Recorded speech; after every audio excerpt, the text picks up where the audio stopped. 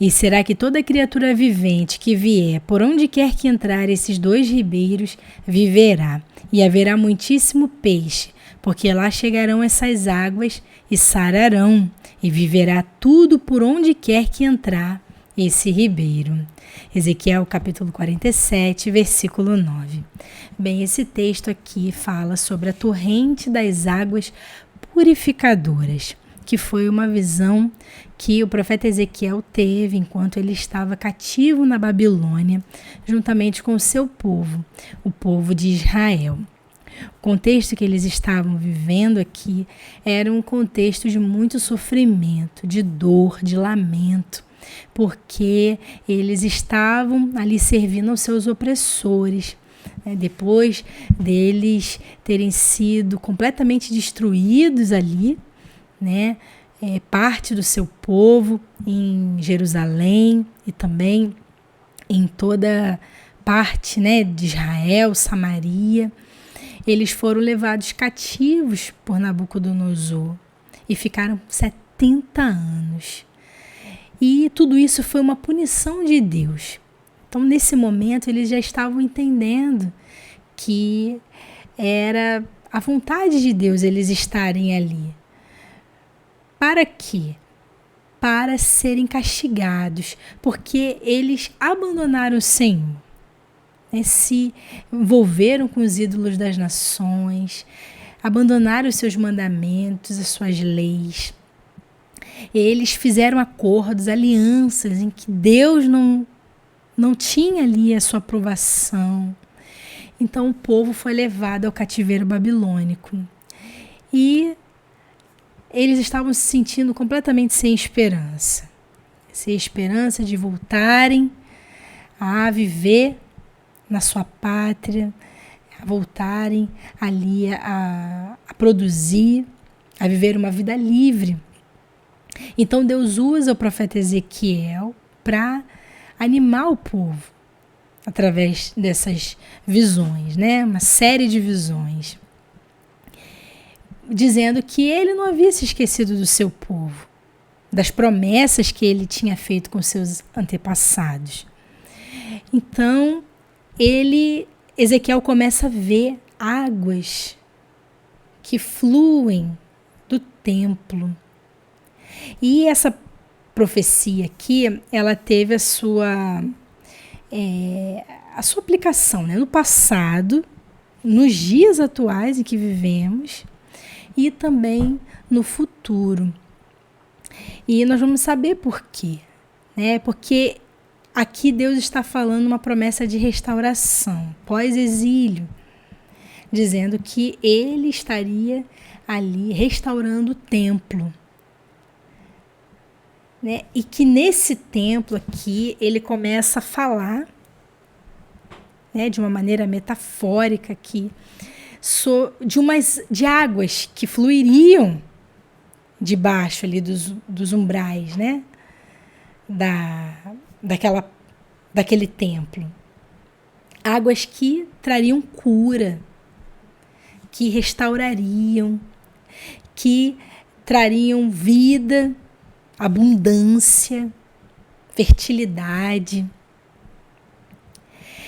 Então o povo entendeu que essa visão, não era uma visão apenas no sentido literal que Deus queria fazer, mas também no sentido espiritual do seu povo. E essa palavra, ela está em ação, porque ela falou ali da restauração do povo pós-exílio, mas também fala, porque essas águas, elas falam sobre a vida de alguém. Todas as vezes nos sonhos, nas visões, nas revelações, a água, ela simboliza o estado da vida de alguém. E aqui fala da vida de Deus. Aqui fala também da sua palavra, daquilo que dá vida às coisas. A palavra de Deus dá vida. Então aqui fala das águas curadoras do Evangelho, que veio em Cristo. Ele que representa esse templo, no meio dos homens. Ele que tabernaculou entre nós, cheio de graça e de verdade. Aqui está falando das águas do Evangelho e também está falando de uma aplicação também escatológica de algo que está no porvir, que vai acontecer na eternidade. Aqui está falando desse rio que flui do trono de Deus, que é onde está a Nova Jerusalém, que está em Apocalipse capítulo 22. E que esse rio de águas vivas, o rio da vida, né, que flui do trono, ele vai estar nesse aspecto físico, né, no meio da humanidade, lá na Nova Jerusalém, que vai descer do céu. Vai ser onde Deus, ele vai estar para sempre com seu povo. Então, olha quantas coisas, né? Quantos ensinos tem esse texto. Mas aqui, entrando um pouco mais, né, no texto, aqui está dizendo que Ezequiel, ele entrou nesse rio, né, nessa visão. E ele viu aqui que a cada 1000 côvados, né, ou seja, 500 metros mais ou menos, a profundidade do rio aumentava. Então as águas aqui davam nos tornozelos, depois nos joelhos, depois nos lombos, e depois não podia mais atravessar, porque as águas eram profundas. Aqui está falando de 4 níveis do rio de Deus. Né? Esses 4 níveis que nos faz pensar desse nível de conhecimento. Porque essas águas, elas falam da palavra de Deus. E que existe um convite, né? Um convite não só a Ezequiel, ao povo de Israel, mas a todos nós que temos sede de Deus, para entrar nessas águas. E é uma escolha pessoal. Em que nível nós queremos estar? Nos tornozelos? Joelhos, lombos, ou a ponto de não conseguirmos mais atravessar a pé.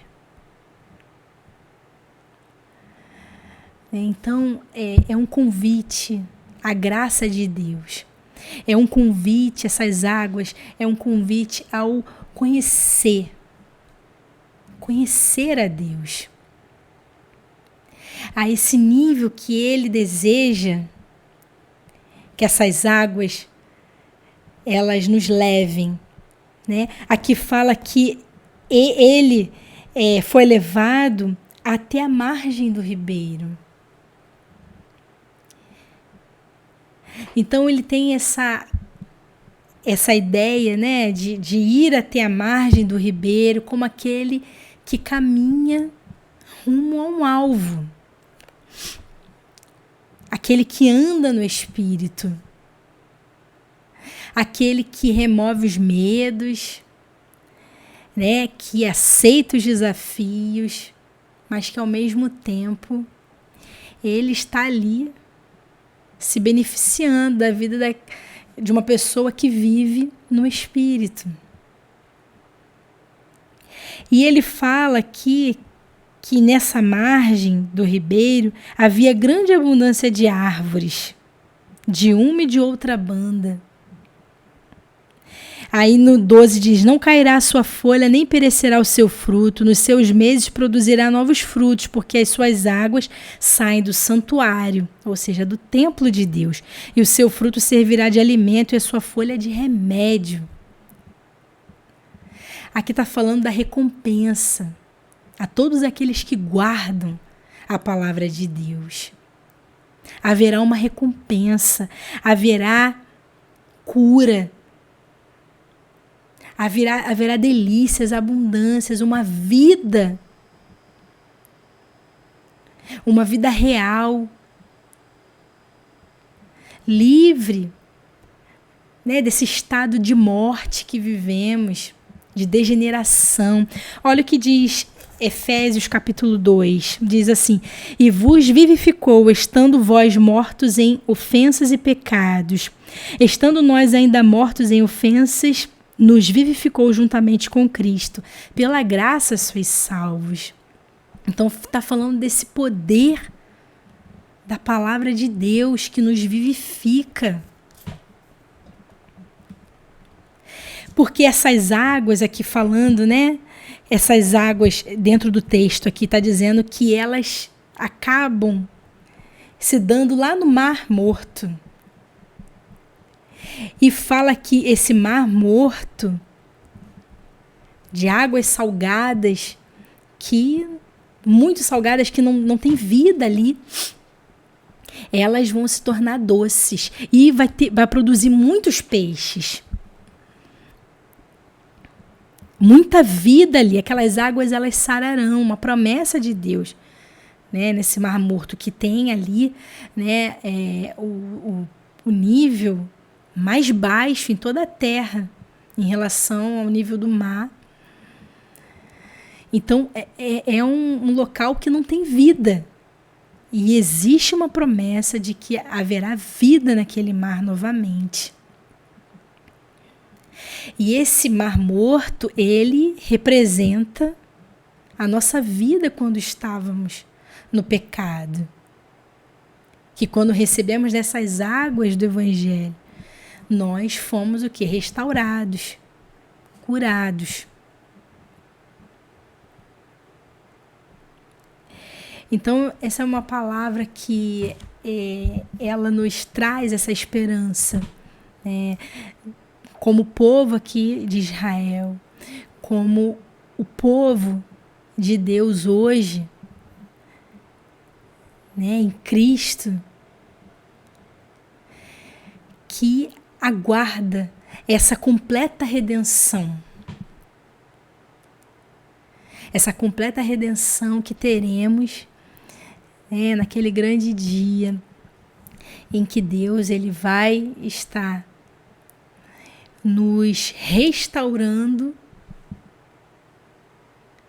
em todos os níveis do nosso ser ao estado original. Como Adão e Eva, eles foram criados e projetados ali para viver. Então é uma palavra que fala de uma promessa. Só nesse texto aqui fala da Bíblia toda. Fala de toda a promessa, do início ao fim de Deus.